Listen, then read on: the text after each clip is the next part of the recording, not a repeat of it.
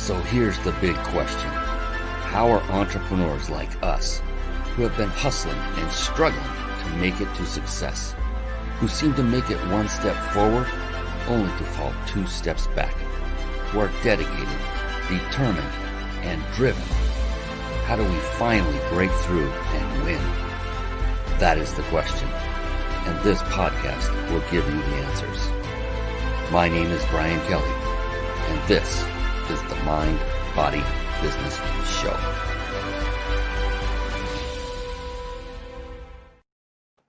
Hello, everyone, and welcome to the Mind, Body, Business Show.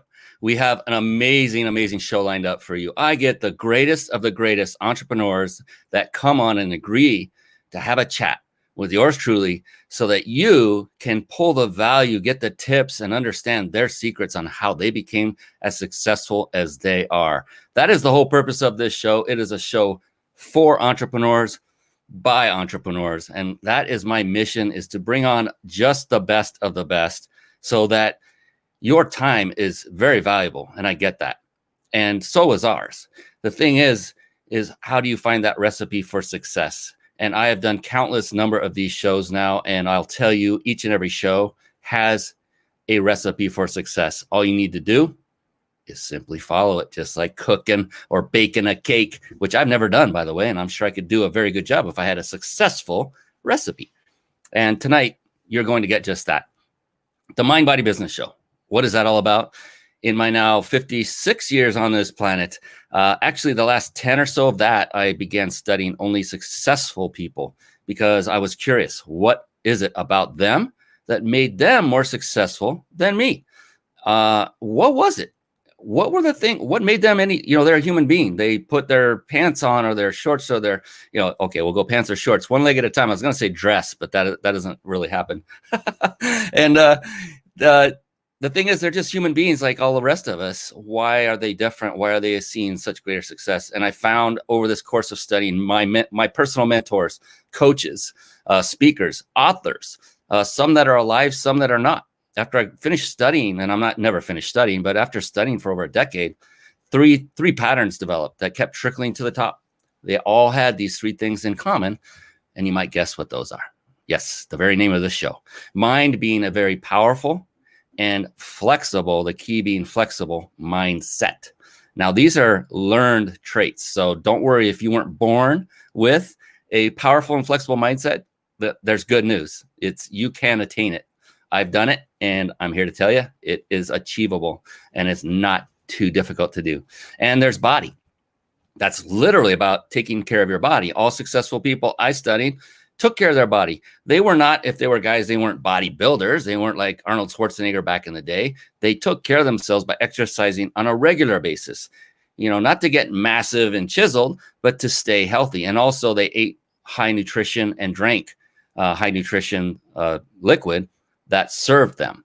And for ladies, you don't have to be a supermodel and be thin and a size, whatever you want to be, to claim that you are in shape to become successful. Just take care of yourself and exercise on a regular basis and eat well and treat yourself the way you deserve to be treated, which is extremely well. And then business, that is multifaceted.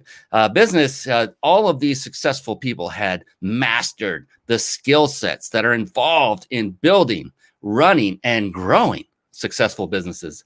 These are skill sets that include things like marketing, sales, team building, systematizing, leadership. I mean, I could go on all night. There are so many. Now, here's the thing. I personally believe that no one person on this planet in a lifetime could master every one of those skill sets. There's many more beyond what I just mentioned to build a successful business and then take it to the next level. The good news is one of those skill sets I mentioned just a moment ago, if you master just that one, well, guess what? That's what the successful people have done. And what is that one? It is leadership. Once you have mastered the skill set of leadership, you can now scale your business by bringing in others and delegating to those that do have the skill sets that you have yet to acquire. Maybe you never need to. Hopefully you don't have to acquire all of them because, like I said, it'll take a long time. So that's the Mind Body Business Show. And another wonderful thing about successful people is to a person that I have met, that I've studied. They are all also very voracious readers.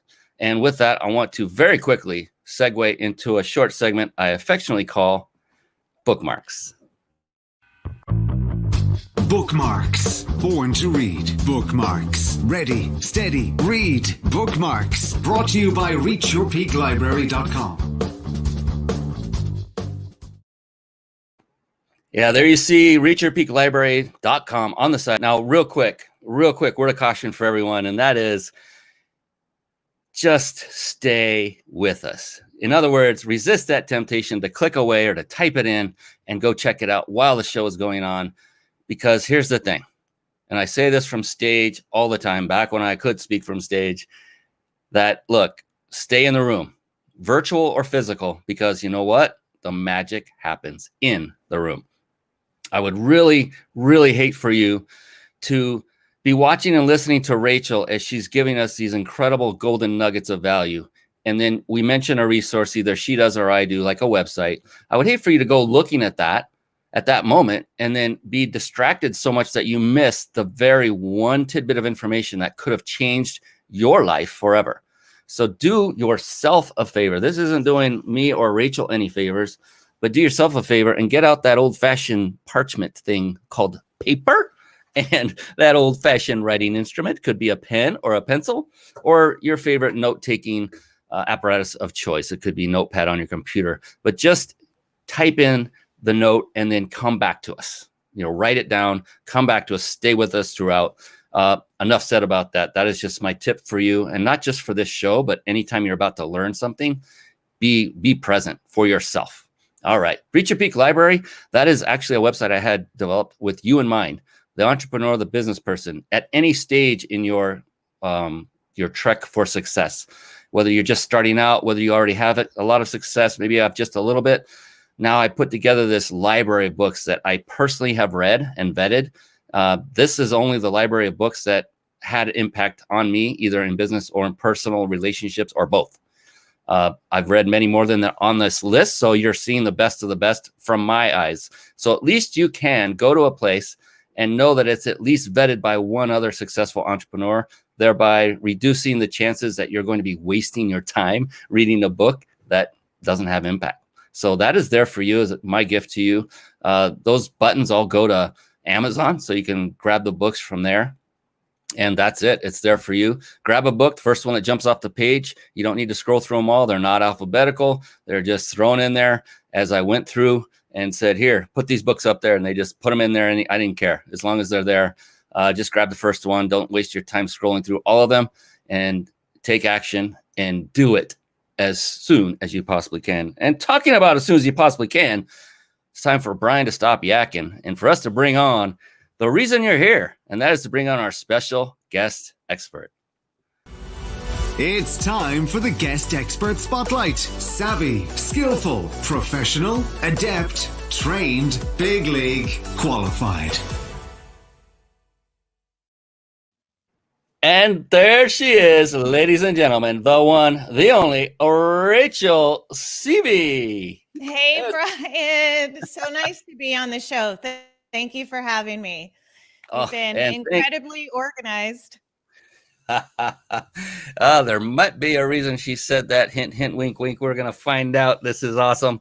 Thank you so much, Rachel. I so appreciate you taking your valuable time to come and share your valuable gifts with our audience. And, just talking to you before the show, I could tell that is your mentality is one of serving. You love to serve and help others. And that's what makes you tick, so to speak. And it's interesting that I've been doing this show now for a little over 2 years, and every single one of them has a similar mindset.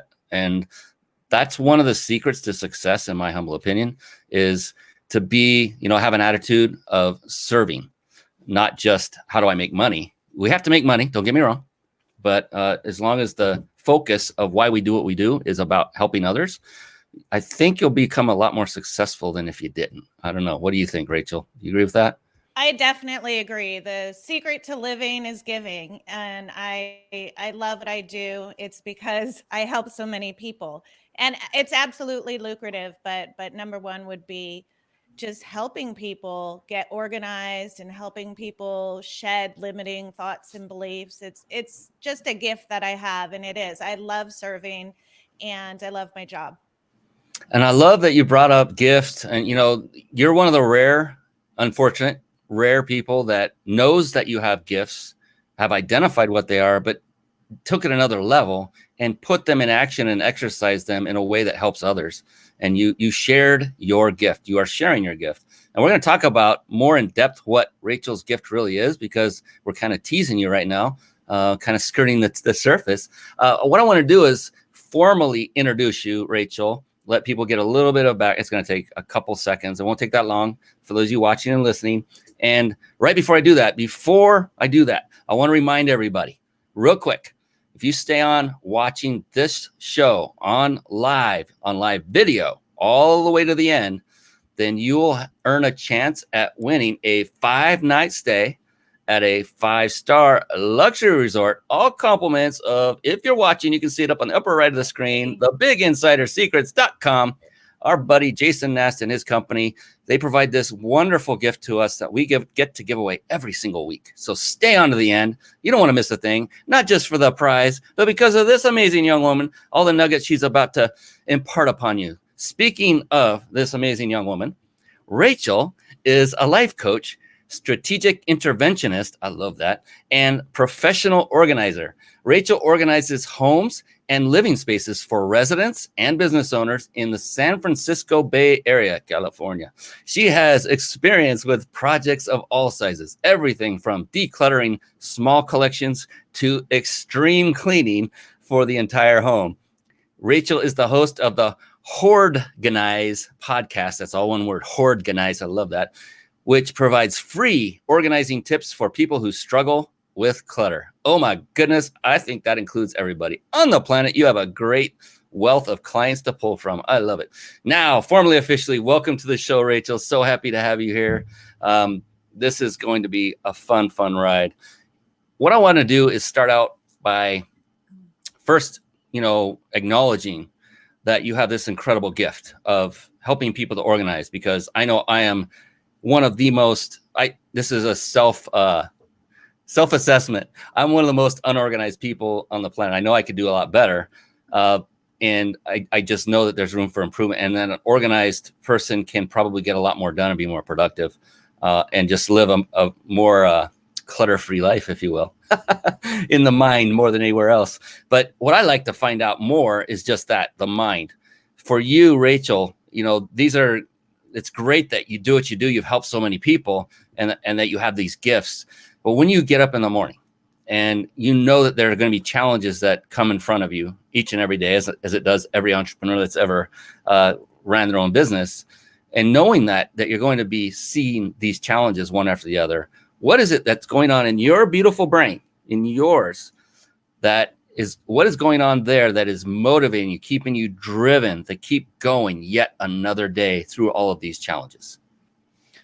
I like to start out my day with a routine. I know you've had people on your show. I know a lot of successful people do this. I literally wake up earlier than anybody else. I wake up at 4:30 in the morning.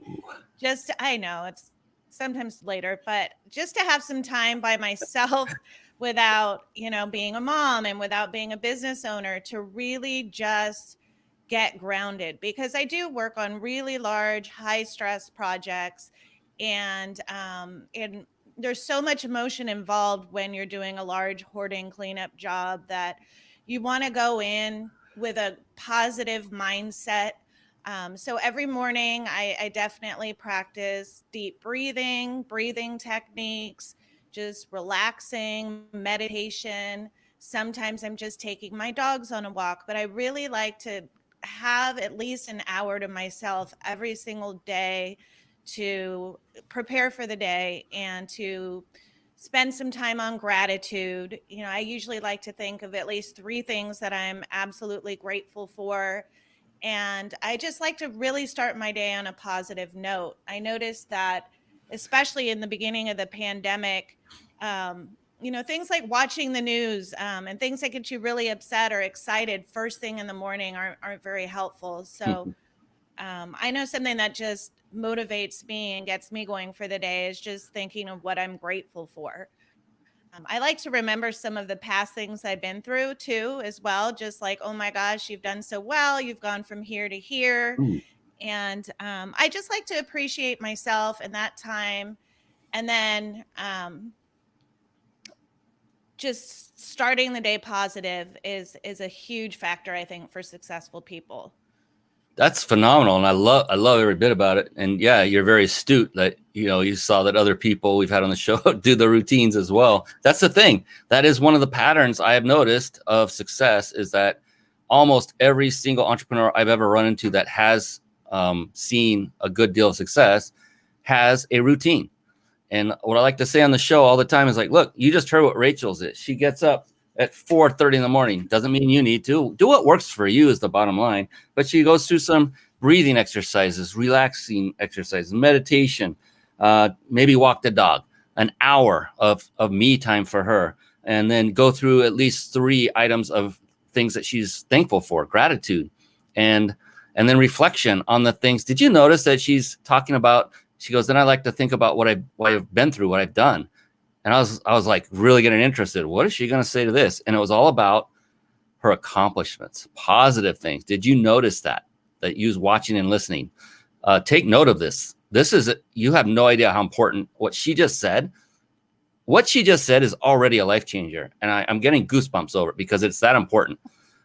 The mindset is the cornerstone. It's the foundation of your success or lack thereof. Boom. All right. So fantastic. Thank you for that. And here's the thing. I've also heard, it's interesting, other entrepreneurs, so I don't want to guilt anybody here in saying that their routine is that they have no routine, that they thrive on the, not the unknown, but I'm trying to think of the right word, but on, it'll come to me, variety. That's it, variety. And, that's just an artifact of an entrepreneur. That's the way our brains work. We love the unknown. We love risks. And so some can get started by routines. Others can get started by not having a routine. More often than not, though, from my personal experience, they do have a routine each and every morning. And an hour, that's a great reset time. I mean, you get up at 4:30 in the morning. It's about bedtime for you right now then, isn't it? Oh my gosh. Yeah. My son teases me all the time that I'm like asleep at 8:30. Yeah, I can imagine. I'm like, oh my gosh. Really late. Yeah, I don't have that exciting of a life, but I'm happy about it. But do you? I mean, I'm sure you do. It's your life and you've chosen it. And what goes on past 8:30? Really, most people are sitting home. Exactly. There you go. Yeah, most people are sitting home probably watching TV until they just get so tired they can't watch anymore and they go to bed. So really, you're doing, in my mind, I love the outliers. I love the people that do it differently. And 4:30 isn't wildly different. It's painful for a lot of people, including yours truly, but I'm more of a night owl than a morning person anyway. So it's just do what works for you is the bottom line. Whatever it is. So what I recommend is you can test by trying exactly what Rachel says she does. I mean, all the way down to getting up at 4:30. See how that goes for you. Be sure to go to bed at 8:30 or sooner to make sure you get enough sleep, because that's vitally important. In the beginning, we talked about bookmarks and the importance of reading. And I was just curious. I think I might know the answer to this just because you're on this show and everyone that comes on the show is. Would you consider yourself also to be an avid reader? And if so, what's a book that really comes to the surface if you were to think about it right now? I am an avid reader. And I absolutely love Brene Brown. I saw you had some Grant Cardone on there. I think he's amazing, super high energy. I've seen him. I go to a lot of self-help things as well. I'm sure everyone else. Right now I'm reading this book, TED Talks. And I do a lot of speaking events and I've never had any professional training. And I thought, when I saw it at the bookstore, that it would be just a fun read, to get some pointers and some tips, and not even because I want to be on TED Talks, which would be fantastic, but just to have that level of quality when I give my presentations. Yeah, you're further honing your craft, always working on yourself. Always. These are keys to being a successful entrepreneur. And to many, including yourself and myself, Rachel, may seem subtle and not even worthy of discussion, but they are powerful, because these are the little things that successful people do that those who are not successful don't even think to do in most cases. Yes, no, I agree. And I spend a lot of time also listening to books on audio, which I recommend to a lot of people because you can do it when you're driving, you can do it when you're doing laundry or decluttering or organizing, and you're kind of double duty. You're making like you're totally maximizing your day by, learning and listening and growing just while you're on your way to the grocery store. Or so I'm constantly cramming anything I can learn about pretty much anything into my mind all the time. I can so resonate with everything you just said. I mean, my God, Audible. I mean, before Audible, I did not read. I am not kidding. And that was just, gosh, I don't know how many years. I was like 47, 48 when I first started reading. So that's 9 years ago.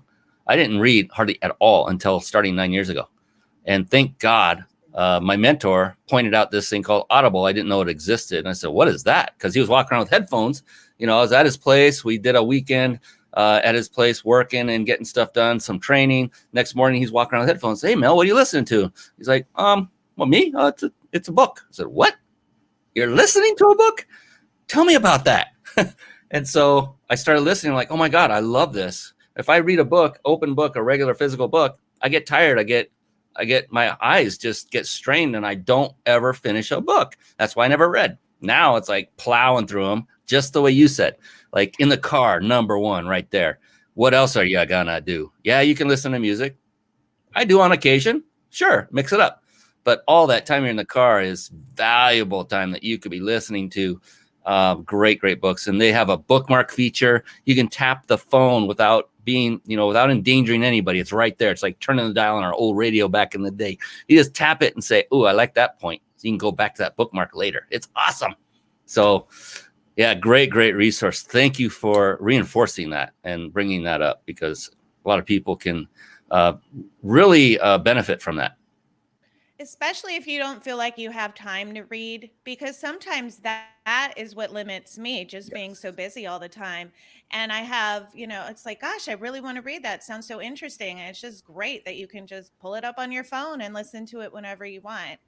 I actually suggest to a lot of my clients that aren't avid readers, and a lot of the times it's because they have ADHD or something neurological going on.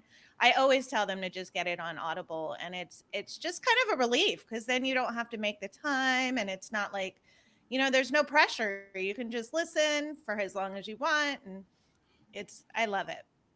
Yeah, and then they also have a rewind feature, so you just like turning the pages back. If there's times I've caught myself drifting, in thought, I'm like, oh, wait, he or she, they're talking about something pretty good here. What did I miss? And I'll hit the 30-second rewind. Right, it's just phenomenal, and it's so convenient. And literally, you could walk around anywhere with headset on and listen. You could do this in the grocery store. I mean, my gosh, how many places could you do this? This is amazing. So a huge resource right there. You have Rachel to thank for giving you that tidbit, that great bit of information. And even if you're aware of it and you're not yet listening to books, when would now be the right time to do that? Yes. So the show is Mind, Body, Business. So we've covered a little bit about mind. I love mindset. And now body. Like I was saying on the opening, people that are successful tend to take care of themselves a bit better than those who are not as successful. When it comes to physical fitness, for you, Rachel, and personally and in your business, how important is it to you? What kind of a role does it play in your life? Oh my gosh. So physical fitness is so important if you want to be a professional organizer, and especially if you're dealing with excessive amount of clutter. It's not as glamorous as it is on TV. You see like a giant hoard, and then the next screen pans in and it's all neatly organized. I mean, every single piece of everything literally has to be picked up and boxed or bagged and hauled. So a lot of times we feel like glorified, like junk haulers for a moment, especially on a big job where it's, nothing but aluminum cans, you're Oh, literally wow. just hauling them to the dump, so it's you have to be in physical shape. And when I hire people, I always make sure that they don't have any ailments and that they can, bend, lift, stoop, uh, reach. There's so many things that you're doing. Sometimes you're kneeling on the ground and going underneath a couch to pull a bunch of, debris out. And so you really have to be in good shape to be a professional organizer. And it's something that a lot of people don't realize because it looks so fun on TV, or people just love all the pretty label making. But the actual work is really hard physical labor. A banker's box of books is incredibly heavy. You wouldn't even believe. And if you're carrying them all day long, up and down stairs and bringing them to the client and then lifting them back up, I can't stress how important physical fitness is professionally, when you're a professional organizer. And I've had people. I recently hired someone in the beginning of the year, and she's just lost a bunch of weight, and she wasn't even heavy to begin with. But it's something that you really have to be aware of, and you need to prepare for. We do a lot of stretching. So professionally, it's incredibly important. Personally, this is the best shape I've ever been in. I'm 40 now. And when I was 20, I was like really skinny and, cute, whatever, but not strong. And I'm super proud of myself at just how strong I am now. And it's really from work. I don't have a gym membership. I call it a perk, a free perk at work, is you're working out all day long. And so if you're on one of my big jobs, it's pretty guaranteed that you're going to shed some weight or gain some muscle. And I've just been so lucky to have a job that keeps me in check. But, even if you're just decluttering at home and you're watching it, it's great exercise. And even my clients don't realize just how much exercise you get when you're bending and reaching and sorting. It's a lot of physical work. And then personally, like you were saying, eating good food. I mean, I am very all about organic. I like clean eating. It's important to me that my son and I eat well. I grew up with maple syrup sandwiches and like fried eggs and just really cheap, cheap. And I might talk about that later, but just my childhood is pretty rough. So something that makes me feel really good is like eating a super healthy, organic meal. Yeah, definitely finish off strong. And my gosh, yeah, physical fitness is so vitally important. And it's like, I like to say the mind and body are a team. And more importantly, they are your team. Some will spend all of their time working on their mindset, which is a good thing, but at the neglect of their body, which is not a good thing. And they are you. They are both you, and they do work in tandem, and one feeds off the other. If your body isn't feeling good, are you going to perform well during your day of working for clients, of doing what you're doing?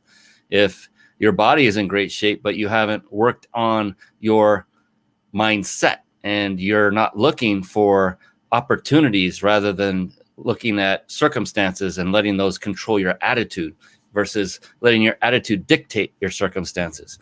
And they go together. And what's going through in the mind? Like if you're depressed, take a look at your body posture. You're all covered down and your head's down. I mean, they're all connected. You cannot literally be depressed or unhappy if you look up. You will stop crying. It's amazing. So the mind and body, they're very, very intertwined, and just take care of them both, please. And then you'll be just like Rachel here, firm, fit, fabulous, and a thriving business to boot. And also what she's doing is setting an example. She's mentioned her son a couple of times. Her son's watching. Kids are like sponges. So if you have kids, if you have anyone you love that's near you, that's watching, just know they are. They're watching. And whatever you do, good or bad, oftentimes they will mimic that behavior. So how are you impacting others with your own actions or inactions? And again, this is not to shame anyone. It's just to ask the questions of yourself. And if there's room for improvement, then take that action and improve. If there's not, then fantastic. Yes, that's great. Everything in moderation, including moderation. Sir Simmons LA is coming on from Periscope. Thanks for that. That's pretty cool. Yes. So also talked about in a moment, Rachel, if you don't mind, I would like to learn more about specifically what it is you do for clients in just a moment. Right before we do that, I would like to touch on skill sets when it comes to business. And no matter where you are in a business, you or anyone else in general, there are skill sets that you have mastered that you're really banging on all cylinders. You're crushing it in those, and you're looking to develop perhaps better in those skill sets or even new ones. For you right now, Rachel, where you are today, if you were to tell somebody, because those are your strong ones, what would you say are the top 3 skills that are necessary to become a successful entrepreneur like you are? I think the first skill, and this is something that I share with people that I'm mentoring, is to know your worth. I know when you first start out, you kind of go through an imposter syndrome where, for instance, am I really a professional organizer? Should I charge what professional organizers charge? Should I call myself that? You have all these doubts.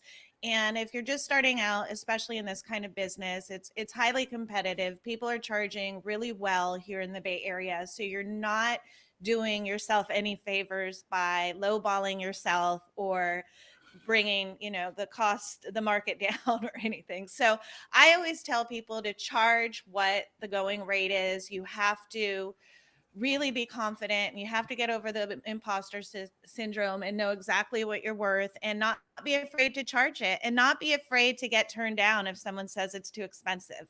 Because I found, just from experience, that the jobs that I've taken on where I didn't feel like I was being compensated well never turned out the way that I wanted to. I never was able to invest all of my energy into it. The client wasn't as well because they had haggled and maybe pulled out some services that I had highly recommended. And it doesn't feel good. So I number one, definitely know your worth.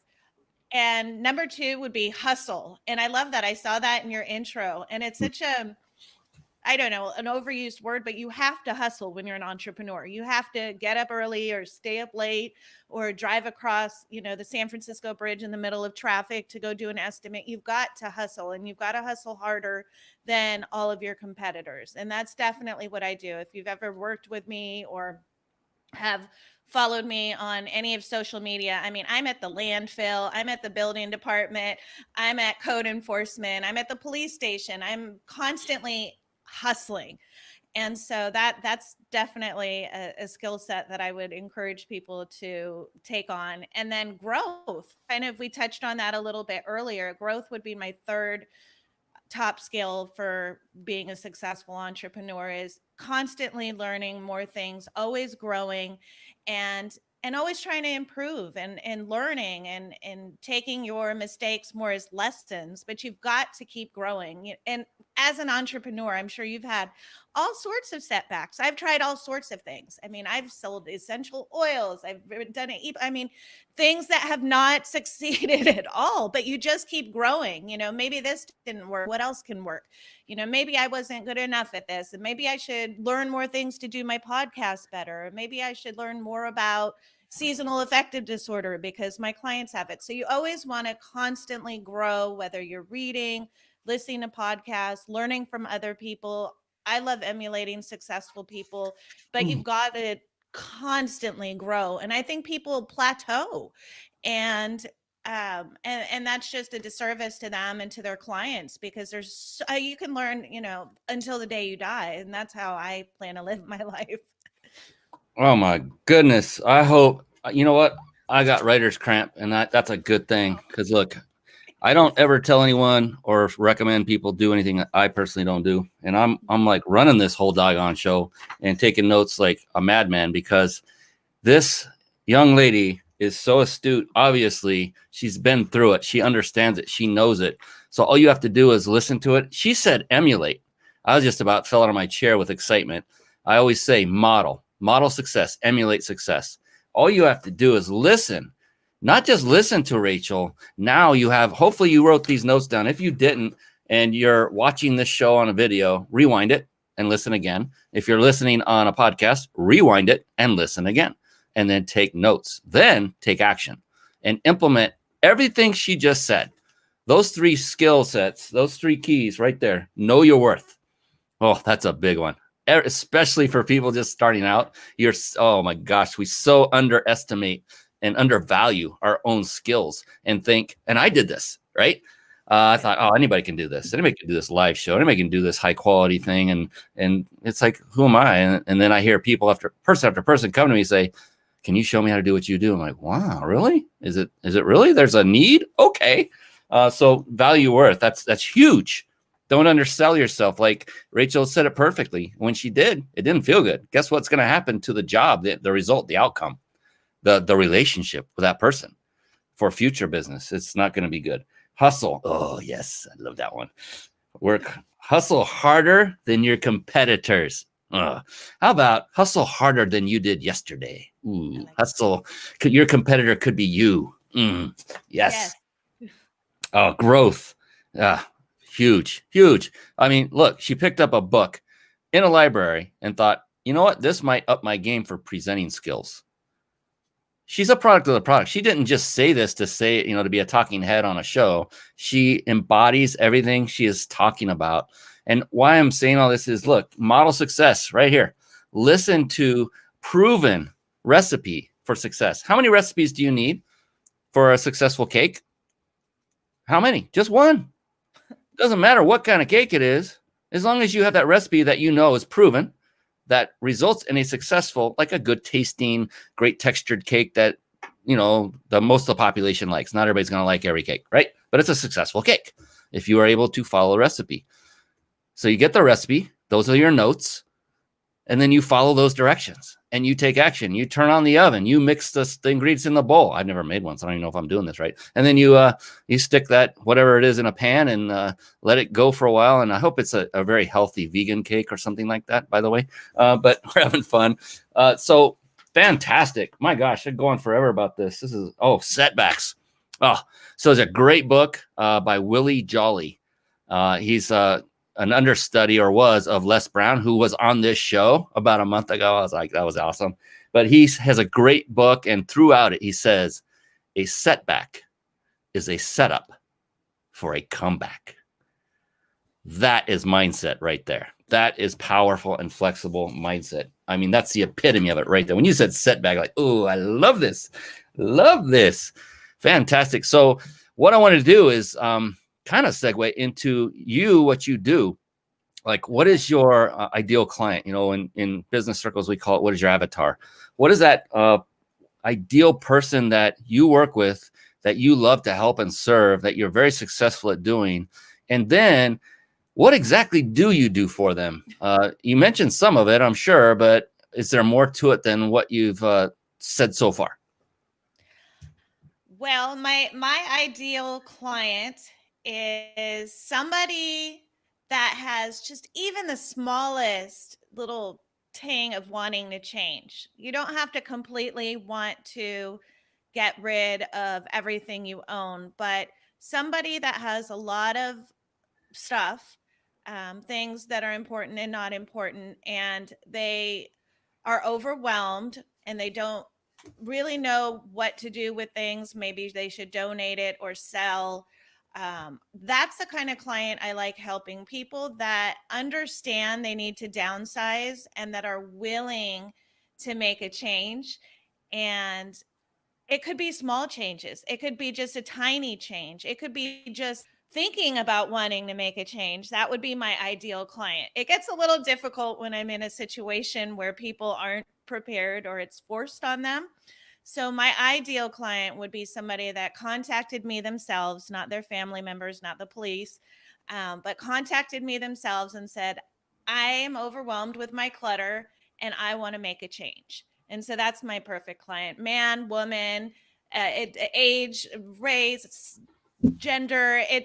Clutter affects everybody. So just somebody that is willing to make a change. Fantastic. And then, I'm sorry, the second question. Yeah. Second What part. exactly is it that you do for people? I mean, is it more than what you've already stated? Or if it fits, go into a story. I'm sure you have some amazing stories about your past guests and your experiences. I'm sure people would be curious to learn, like, what was the most horrific one you saw, maybe, or whatever comes to mind.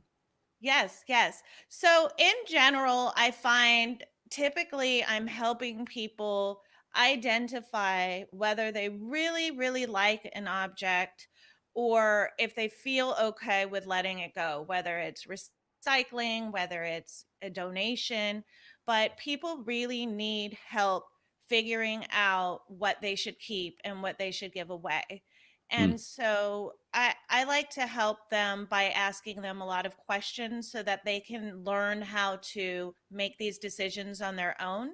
So I find myself asking questions like, when's the last time you used this item? Or have you ever sewn before? And do you really need 15 boxes of fabric if you've never even sewn before? And so, and not even in an antagonistic way, just in a very realistic way. I'm asking the questions that need to be asked in a very non-judgmental way. And people really need help with understanding what donation centers will take. That's a huge one. They go, well, I have a book. Where does it go? I don't want it anymore. Does the donation center take it? And I say, yes, they take books. They take this, they take that. Let's prepare it for the donation center.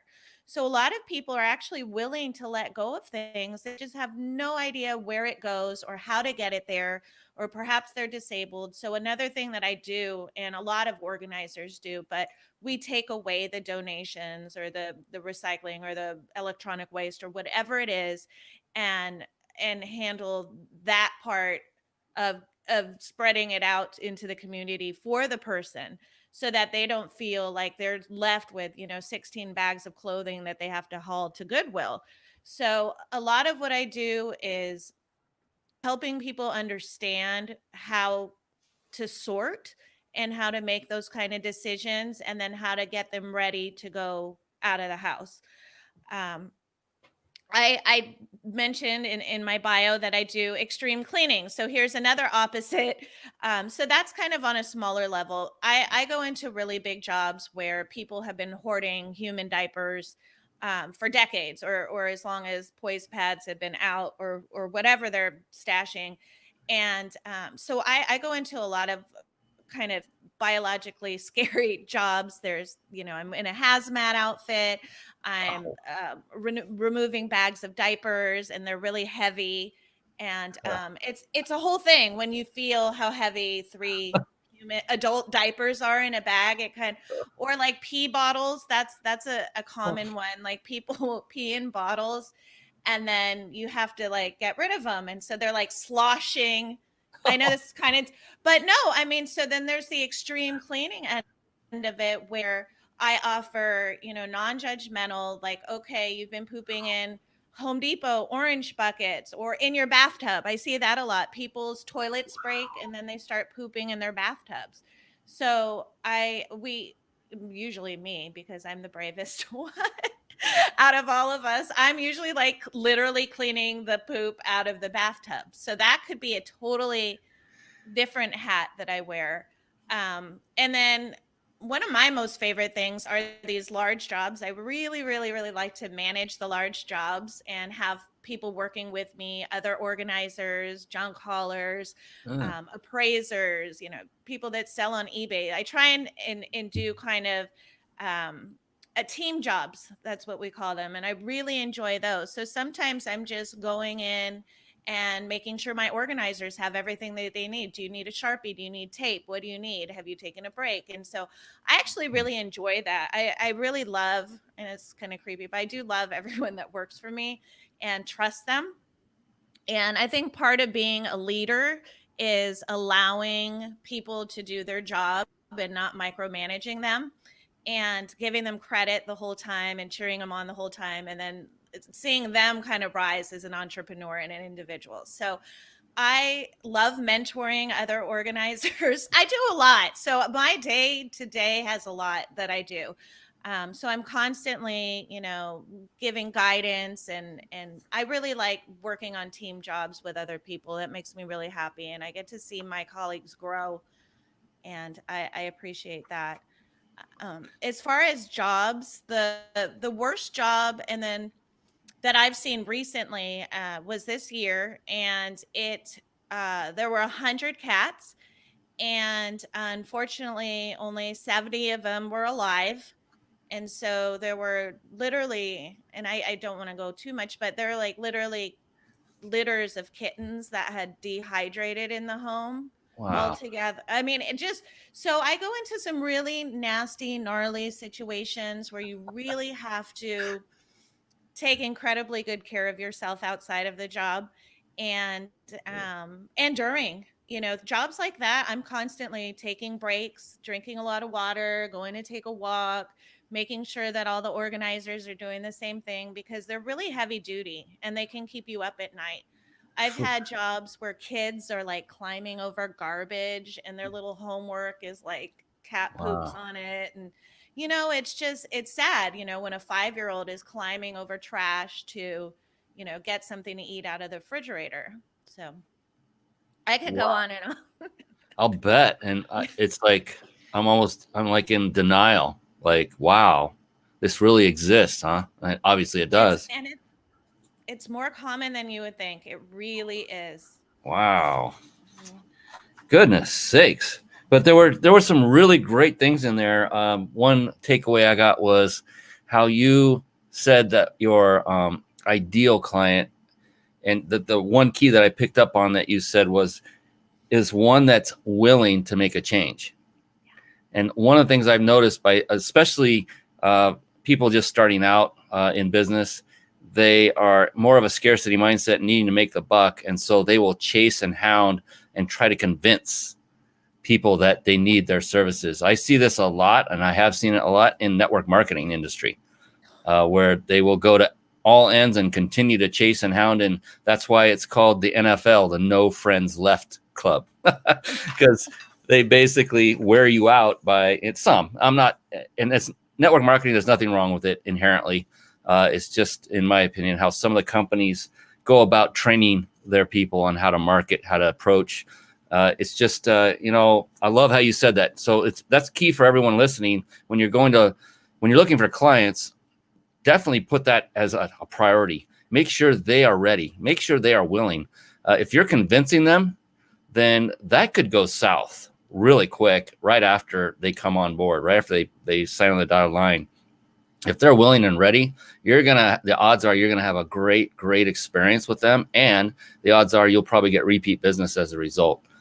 So just be wary of that and try not to be a convincer. Just let them know what you do. If they say it's not for me, you can do some rebuttals, few objection handling, but let it go. Let it go, because your time will be better spent going after those who do want and need your services. So that really stuck out to me when you said that willingness. And yeah, that they want it. Hazmat. My gosh, I was just going crazy in a bathtub. Man. Oh, I could. Oh, you are the brave one. Oh, and you have a team. I wouldn't be doing that. That's yours. You go do it. I joke that it's just chocolate frosting. And it's what? I have a sick chocolate frosting.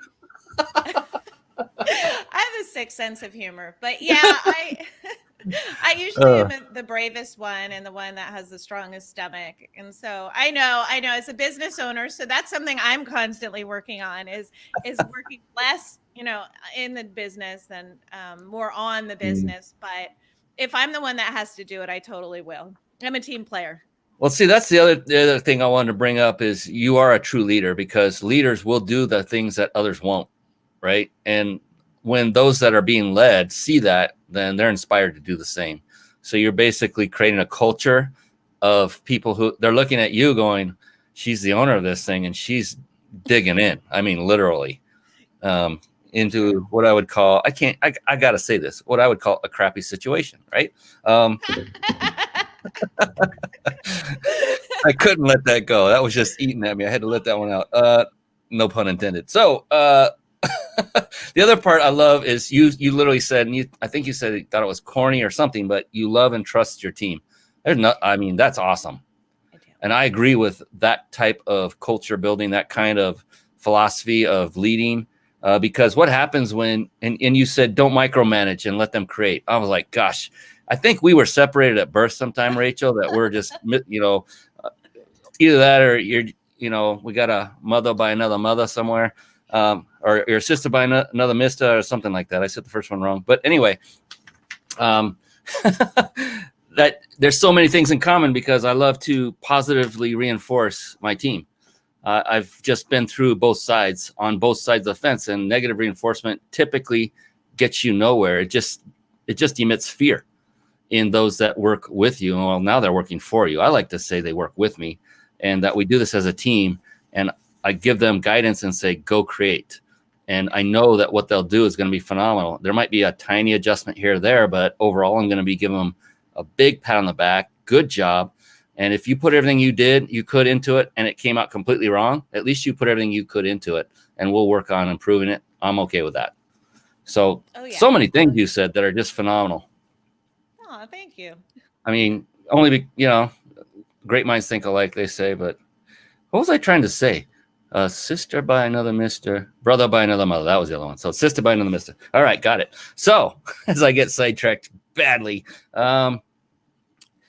my goodness, we're getting down to it. 9 minutes to go, but we're not. Oh my gosh. It's not a traditional, like terrestrial radio show where we literally have to chop it at that moment. And that's what I love about it. So sometimes we go a few minutes over, but I do like to respect not only your times, especially also like to respect everyone who came to watch and know that this is an hour-long show. Time is something none of us ever get back.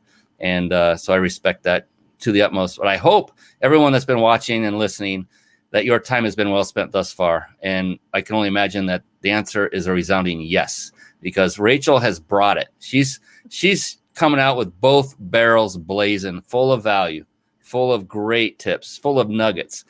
Everything she has been saying is so actionable that you can model. Here's what I implore upon you to do, and I've said this before, and that is to take action and put into action everything you're learning.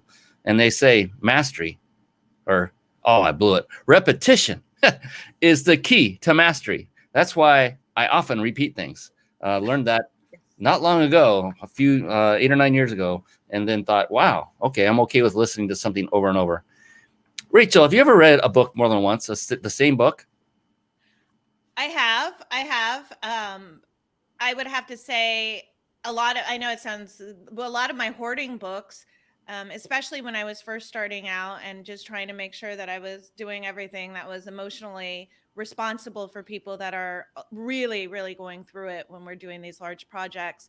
And so I've read those inside and out. But for instance, I listen to Tony Robbins' podcast all the time, and I've listened to the same ones over and over. Or Les Brown has a lot of really good stuff on YouTube.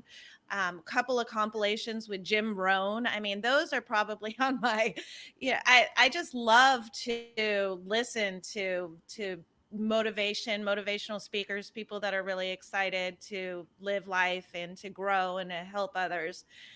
So when you listen to something for the second, third, or fourth time, is it exactly the same as it was the very first time in your experience? No, because I will be processing something I hear Les Brown say and relating it to my own life, therefore missing kind of what he says next. And then the next time I listen to it, I go, I didn't even hear that. But I've come to understand it's because I get a nugget and I'm writing things down while I'm driving on a Post-it or something. And I just miss whatever comes after, my revelation. And so then when I go back, it's like a whole new level of information. So I always am learning over the same programs. Yeah. So my mentor, Mel Cutler, he used to do a signature live event called Entrepreneur Revolution, 2-day event. I actually ended up being his lead trainer and trained a full half of his every event. And I listened to his path. He recorded one on CDs, and he's just a genius entrepreneur. And he would sell those audios for people who wanted repetition. Well, that was my training.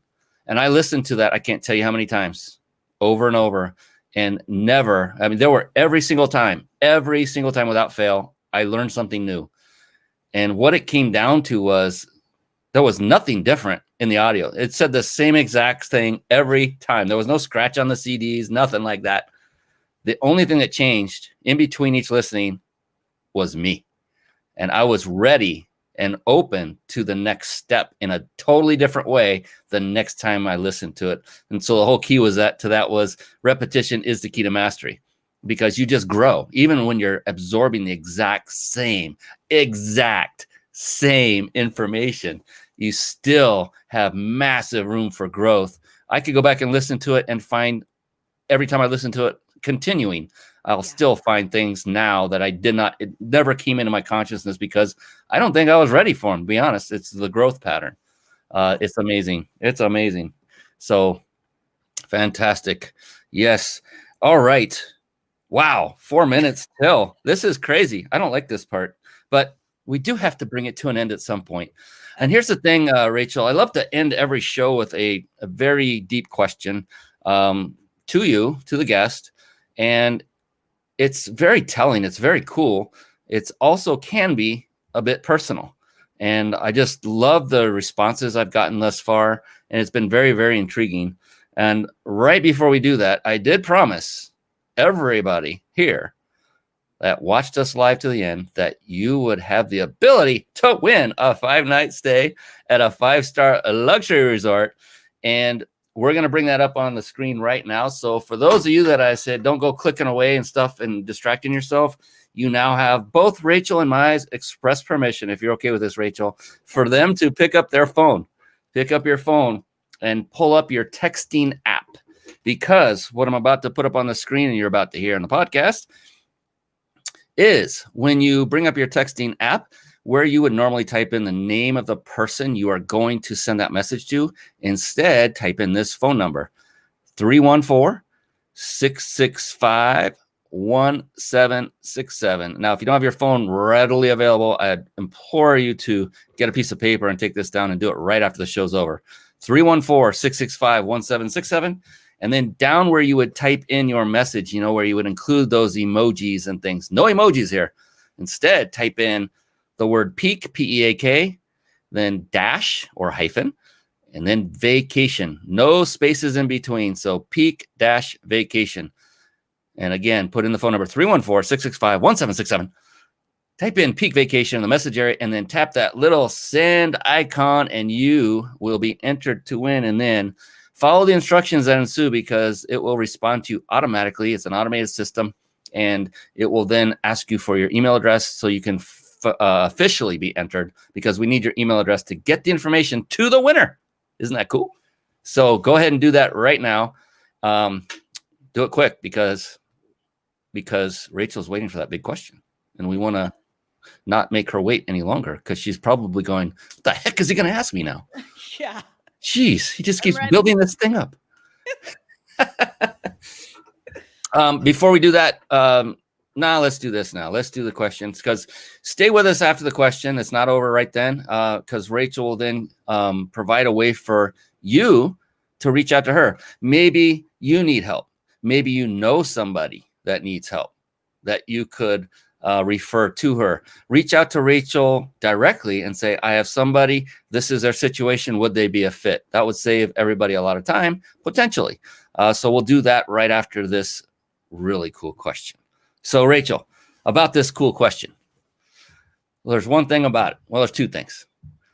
One thing is there is no such thing as a wrong answer. It doesn't exist. So any pressure goes off, but you're still like curious as heck. I know it. There is no such thing as a wrong answer. In fact, number two is the exact opposite is the case, is the only correct answer is your answer. That is exactly what makes it a personal question. So that's as deep as we go personal-wise. So don't worry about that. We're not going anywhere crazy on the personal side. So given that, are you ready? I am so ready. I'll bet. Fantastic. All right, here we go. Rachel Seavey, how do you define success? Okay. I define success as being able to provide for myself and my son. I'm a single mom, grew up poor, like I said. I had a bipolar mother, very rough childhood. And just knowing that I'm able to take care of him in the way that he deserves. He's got good clothing. We live in a nice neighborhood. He goes to a good school, all things that I never had as a child. Mm. So I really am grateful for just being able to provide and not have to depend on anyone except for myself. And I just feel successful, even though I could be doing a lot of other things and that I'm dreaming about. But right now, I just feel really successful being a great mom and knowing that I'm nothing like my mom. And professionally, that's personally. And then professionally, I just love when people come to me as an expert. To me, that's success. It feels really good when I'm called on as an expert, like on your show. It does feel really good. So I just count everything as a success. But those are things I'm really grateful for. I just count everything as success. Yeah. Powerful. Powerful. That epitomizes the positive mindset of this young lady right here, who has overcome a lot, who has been through a lot, who just wants something better for her son than she had. I mean, that tugs on the heartstrings right there. And then just to be thought of as an expert. I mean, look at this amazing beauty that's coming from her as far as what is her definition of success.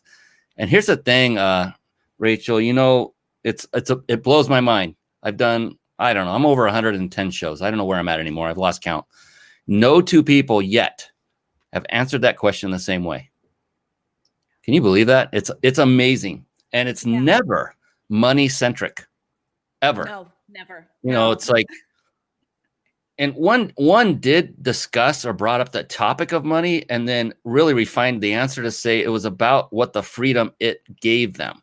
And it was the real reason was liberation, the success for that person. But it was never the core reason. And no one ever just says money. It's when I make my first million or when I have that big mansion on the hill or, you know, the Ferrari in the front yard and the driveway or whatever. It's never that. And that's the thing about this show. I love bringing on people like you because I'm bringing on successful entrepreneurs. Those that have not reached success tend to be more scarcity mindset wise, scarcity in the mindset, and more money centric at that time. And that's okay. There's nothing wrong with that. Please don't get that wrong. For those of you watching and listening, we've all been through that. Okay. We've all been through that. The beauty about this show is you now get to see how to get to the level you are seeking to get to. All you have to do is listen to Rachel Seavey, write down the notes, model it, which means copy it, which means emulate it, and then watch your success grow. And guess what? It doesn't happen overnight. Be ready to invest serious time, effort, and that's all you need to do. Follow the recipe and just be serious about it, and you'll see success. Just stick with it. Before we say goodnight to everyone, Rachel, I wanted to give them a way to connect with you. I actually brought up your website. I didn't even tell you about this before. It's a little surprise. So if you wouldn't mind, is this the way they can get in touch with you? Is that through your website? That is the best way. Fantastic. So head on over to collectorcare.com. You see that on the screen right now, Collector Care. So for you listening, that's COLLECTOR, care, which is CARE.com, Collector Care. She collects anything, I'll tell you, and then gets rid of it. She doesn't keep it. She's not a hoarder herself. That's not what she's in this for. I hope she's not keeping some of that stuff we were just talking about. And so there you see a phone number, and you actually also see an opt-in form. So you can also fill that out to reach out to her. So again, if you know somebody that may need help, maybe you don't, or you know, you want to pose as you are somebody else, maybe you're a little embarrassed. I'm sure that happens too. No problem. Just get in touch with Rachel, and you can tell what a wonderful, amazing young woman she is, that she is there for you to help you.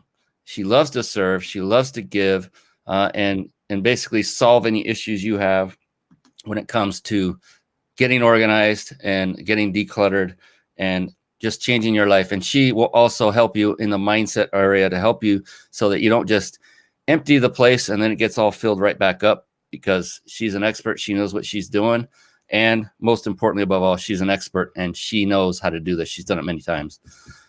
Rachel, if you were to give one tip, one piece of advice to close out this show for someone who's looking to get into business, they're really eager. They want it. They think they want to become an entrepreneur.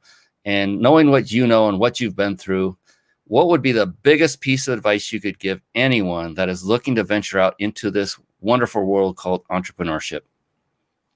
I would suggest to hire a coach in whatever specialty you're looking to be. So if you want to be an organizer, there are a lot of coaches out there that help organizers get started. If you want to be a real estate agent, I would hire a coach that would help you build your business.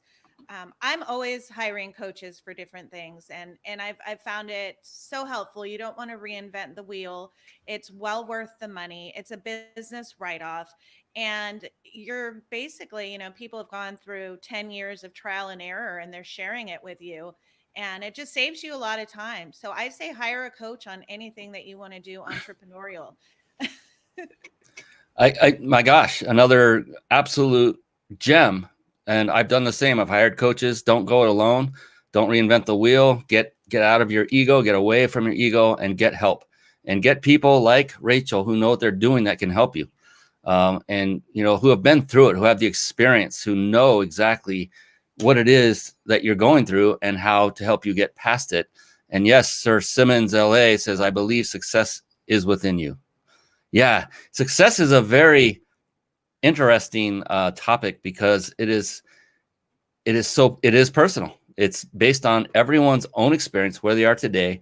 What I call success today would not be what I called it 10 years ago. It's always changing, ebb and flow. And that's what I love. I love that about being an entrepreneur. I love that about life. It's different every single day. And the definition of success is no different. And Rachel, I cannot say enough how much I appreciate you for coming on the show tonight. All things, they say, must come to an end, all good things. And this one was way more than good. I appreciate you. It was great. For everyone that's been watching and listening, we appreciate you for coming on and sticking with us to the end. Can't wait to see all those entries for that big prize. And until next Thursday, that's it for this show. On behalf of this amazing young lady, Rachel Seavey, I am Brian Kelly, your host for the Mind, Body, Business Show. That is it for this evening. We will see you again next week. So long and be blessed, everybody. Goodbye now. Thank you for tuning in to the Mind, Body, Business Show podcast at www.themindbodybusinessshow.com.